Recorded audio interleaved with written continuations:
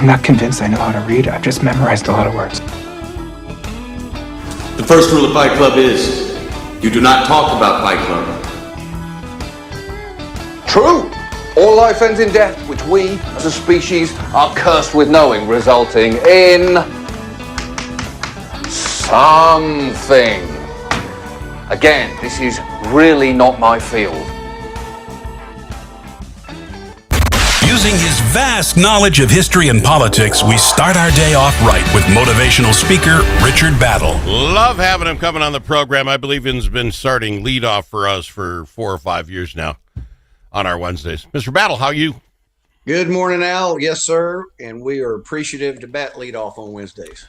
What curiosity, folks that don't know, you're down in the Texas area, right? Austin-ish area? Where? Houston? Well, I'm on what I call the sane side of Austin, west about 20 miles. It's a very small and shrinking area. How bad was your weather this week? I mean, we've got up in here in Minnesota up to the hondos and the humidity. Holy Hannah, the East Coast. Did that start with y'all? Will you guys go through this first? I wasn't paying attention. Well, it's hot, but it's June in Texas, so we're used to it. I mean, I grew up without air conditioning, so get out of here. You grew up without AC? I didn't have AC until you a pilgrim or something? Holy smokes! In high school. Really? When you got your first car and happened to have AC, you slept in the car? The only 3 places in town that had air conditioning was the bank, the movie theater, and the walk-in cooler at the farmer's market. Oh, wow. All right. Well, welcome to the 20th century, 21st century. Go ahead. No, I was just going to say that was all recovering from the spoils of war being taken north after the 1860s. We took everything, including the cool weather. Just out of curiosity, AmeriCANS Who Made America, the 19th Century Growth Division Reunification, the newest book out by my man, Mr. Battle. How's it going? Is it all fully stocked? We're not going to have any order it but stuff today, right? Are we good to go? We're good to go. It's available. Love that. We hope people will go out and pick up one for themselves, their kids, grandkids, their local library, school library. Absolutely. We're getting great feedback from people who have seen it, and we're very appreciative. And we're working on the audio version right now. That and the Kindle will be released here within the next month or two. And working on the next volume. Good for you. AmeriCANS Who Made America, 19th Century Growth Division and Reunification. The trick question, which I shouldn't ask you, but I'm going to anyway because it's who I am. When you write a book, 40 different people in this one? 40? Yes. Which chapter or vignette on which person did you like the most in this book? I mean, you got to throw some to Abraham and Lincoln, but come on, that's a gimme. Well, we talked about it a couple of weeks ago, and it wasn't a full profile, but the story and the impact Sam Houston's mother had on him. There you go. Yeah. To me was incredible because she was just an average mother, and she did something for him that not only changed his life in Texas and America, but continues to reverberate. Yeah.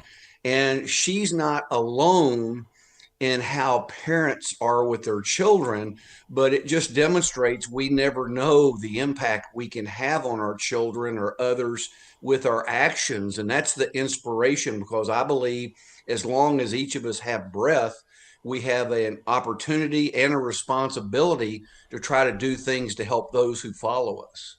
Love that. And you get that entire portfolio there, a portrait in this latest book. Little heady, the topic today. I don't know what you're thinking, Battle. Maybe this will work for your other radio stations. But you're going to just throw out the question, why?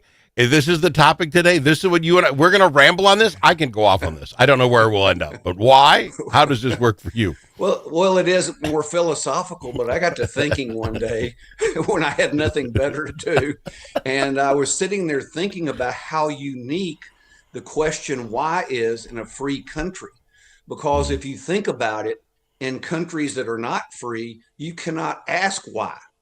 Yep. If you have authoritarian businesses, you can't ask why. If a parent's authoritarian, you can't ask why.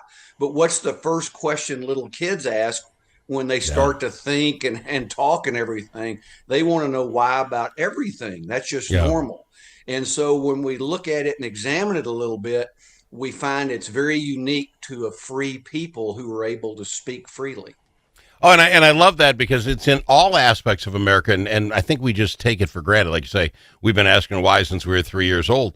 But you tell me where else you can say, why is the economy down? Why are you doing this to the oil prices? Why? We can question absolutely everything in America, and it's almost a given. But it's not almost anywhere else in the world that the ability to do that. Well, that's true. And what's funny is the authoritarian position always is because I told you so. And we see that from authoritarian governments and businesses, parents telling kids because I told you so. But that's an unsatisfactory answer. And so then you have to ask, what's the consequence of not being able to tell somebody why? And the answer is people who don't know why are not as motivated. They don't buy in. They don't perform as well as people who understand the why of what they're doing something. Well, and you've run a lot of businesses as well. I'm not saying everybody has input on everything, but the more people that understand a situation and put in their input, the better outcome it comes. So if you're sitting there around the table discussing why the economy is the way it is, and like you say, some people, if I'm authoritarian, just take it, this is what you're going to get. But you put enough people in the room saying, why, what about this, or why not that? Oh, that makes me think through that problem more, and maybe we'll get a better outcome on the other side because we had enough people asking enough right questions. We get a better outcome. Look what's happened in America in 250 years.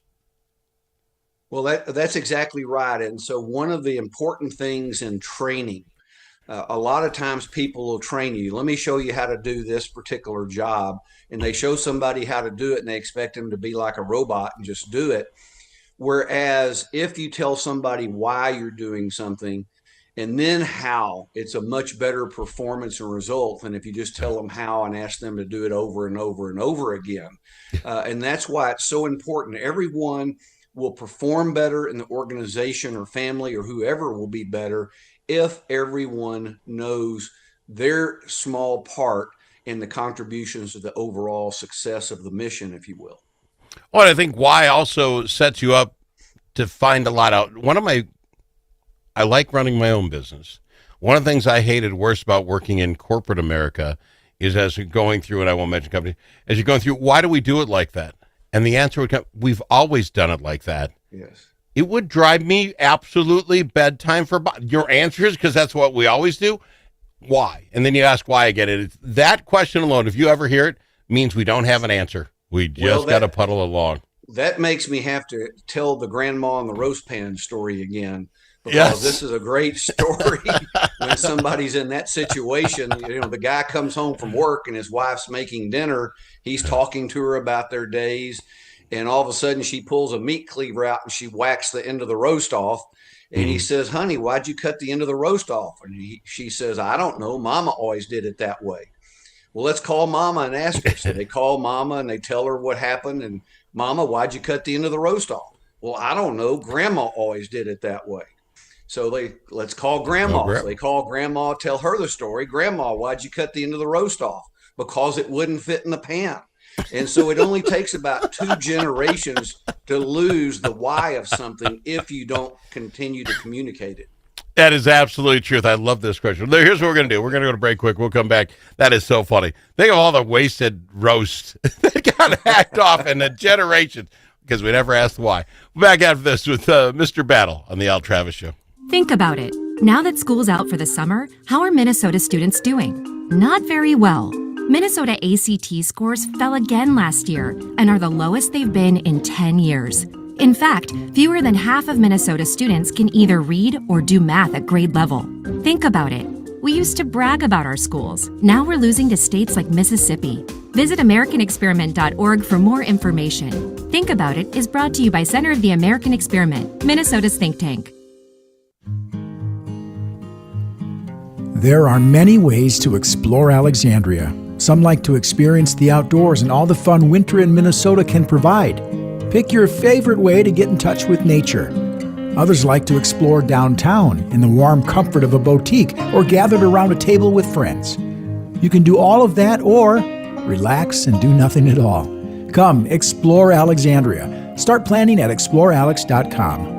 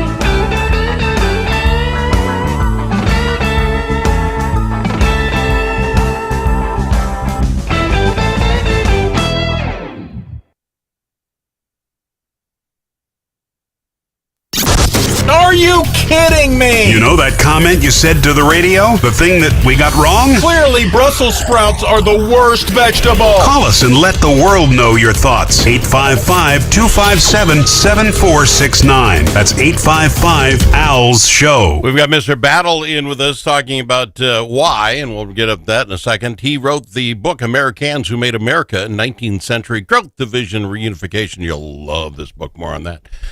You had a story about Bethany Hamilton. Yes, and she is known as the Soul Surfer. And on Halloween, back about 2003, she was surfing in Hawaii as a 13-year-old and a shark bit her right arm off. Oh, all right. And she survived. And so a lot of times in adversity, people will ask the question, why me? Why did I have to suffer that? Well, personally, I think a better question is what now? But how Bethany responded to that injury was admirable, and we ought to be mimicking it because she responded in a correct way. It doesn't matter why this happened. What am I going to do now to make my life worthwhile and help others? And so she has ended up getting married. She's had kids. She's been a speaker and an author of books, doing everything normal people would, not letting that injury restrain her activities, including getting back in the water and becoming a professional surfer, which was her dream. And so to me, that's important. Sometimes we have to answer our own why question and what our motivation is for what we're doing going forward versus relying on someone else to answer that question for us. I think you're putting people in a weird spot because, again, she gets her arm bit off by a shark. You know, that Indian airliner crash from like 2 weeks ago where the one guy survived. Yeah, you sit there and you got to think why. I get that. But the rest of us don't have to be in some perilous situation and look where we're at and just say, why and what can I do about it? I'm here now. How can I do better, right? I mean, do you have to wait to be the only person to survive an airplane crash or a shark attack? I don't think so. No, I think we all have to answer the question of why we do the things we do. Do we work to make a living for our family? Do we do other things, and why do we do them? Once we know why we do things, then we'll know and we'll be on a better mission to accomplish them. What's the purpose in that? And that's very important for every person to answer as well, versus just going through the motion. And generally, all of us make bigger impacts on others than we realize. And so it's very easy to be working and think, I've just got this mundane job and I'm just going through the motion every day. And that is it's a defeatism type mentality when everyday people are doing things that are important for multi-generations. And when you realize that, it gives purpose to everything we do. Do you think it's a raisin? It's the way you're raised? Because the Kennedys always came out. You look at half the people you write about in your books, live these lives in an interesting way that the rest of us can only dream of. Robert Kennedy, the Kennedys all had, visions that the rest of us hadn't even thought about yet. Well, I think that one of the things that happens to us because of our culture is we're motivated to look at other people. And when we do that, we always look at people we think have a better life than we do. And if we do that, it makes us depressed. And so what I tell people, it doesn't matter what anybody else does. All that matters is what we do. And the only measurement I use is, am I better today than I was yesterday? What can I do today to be better tomorrow than I am today? And when I do that, I don't think or care about other people because whatever they do does not affect my life. But what I do does affect my life and those I care about. Sure. But you wrote about Robert Kennedy and Jack Canfield. They both had a different way of looking at those whys. Well, Kennedy said, some people look at things and say, why? I look at things that aren't and ask why not. And so that's kind of the reverse of the why question. And so he's looking at that for an accomplishment type thing where he can say, why can't we go do something? And so there's a positive for that standpoint. Jack Canfield, who was a speaker and author as well, he talked about using the why question to clarify the purpose, like we just talked about. If we know why we're doing things, then the how and whats will come through, and we'll be better at them once we know why we do things. I love it. I love the topic today, but I'm running out of time. For folks who are tuning in new at the different radio stations we're on, this cat right here, Richard Battle, wrote Americans Who Made America, the 18th Century Birth of Republic. Quickly became my favorite book in that I'm a history guy. I love the 40 portraits you put out there. Easy read. You'll learn stuff about people you did not know. And then to top it off, he comes out with number 2, Americans Who Made America, the 19th Century, Growth, Division, and Reunification. And I'm not sure, sir, I'm not liking this better. I think you got the secret sauce. Well, we appreciate that very much. And for anyone who's interested, all 12 books are on Amazon under Richard V. Battle, including Kindle and audio. The new book will be on Kindle and audio within a month or two. If you go to the website, richardbattle.com, all books are signed. If you'd like one inscribed for a gift, you can email me, richard@richardbattle.com. After you order, we're happy to do that. We find that people love inscribed books, whether it's from me or other authors, because it just makes the gift so much more personable. Oh, it absolutely does. And I'm on the push right now. If you're a librarian, a person who cares about your local libraries, I think these books need to be in there. I don't know if you just donate them and they just take every book people drop off. I don't know how that works. But if not, talk to your local librarian, your school librarians, and get this book in there. Because to be honest, this needs to be in every history section in every library. Well, we appreciate that. We have people who give copies to all their kids and grandkids, and then they'll buy copies for their local and school libraries. They'll welcome those as well. And we appreciate people who do that, because that's what we're trying to do, is instill that AmeriCAN spirit and patriotism into people. All right, so let's do it one more time. We can pick up on Amazon, all the book places. You can go to Richard Battle, richardbattle.com. If you send him an email, he will sign the book. Battle, I love this bad boy. I really do. I like the last one. Now this new one's now becoming my favorite. I just love the way you do it. Let's rock and roll. Thank you for being here. I appreciate you. We appreciate that. God bless America. See you next week. Achieving your financial goals requires individual planning and a